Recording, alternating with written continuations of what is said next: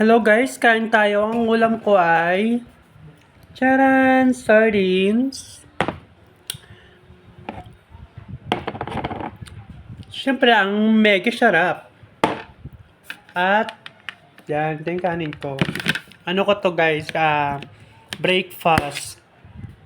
Yan, dahil ngayon ay oras, ay hindi tanghali na pala, 12 na. Alas 12 na, di tanghalian ko na pala. Late na kasi ako nagising, mga 9 na yata ako nagising. Kaya, hindi ko namamalayan yung yung oras. So, kain po. Ano? May bulate. Char.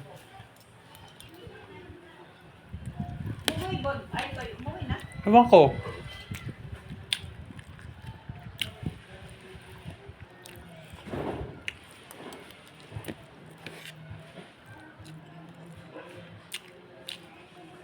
Sarap. Diyan marami siyang laman. Ito. Ano ba ito? Isa, dalawa, tatlo, apat, lima, anim, ito. 8. 8 pirasong ano. 8 pirasong isda. Pag mega. Iba-iba kasi laman ng mga sardines eh.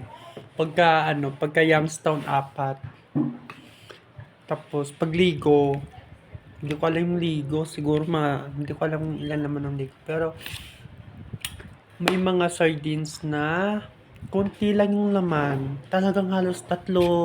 Minsan nga dati may nakita ko. 2 lang. Makain na ma!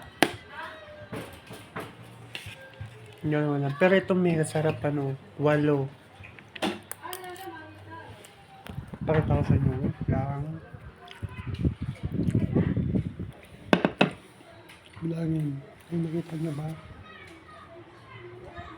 Yung bilangin niyo.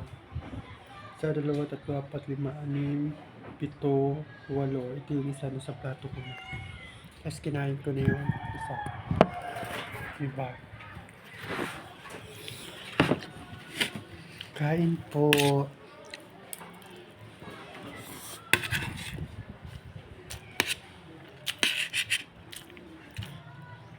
Kamusta naman po kayo? Medyo mahaba na yung buhok ko. Parang gusto ko magpahaba ng buhok. Para maging babaihan ako. Ano kaya itsura ko pag mahaba yung buhok?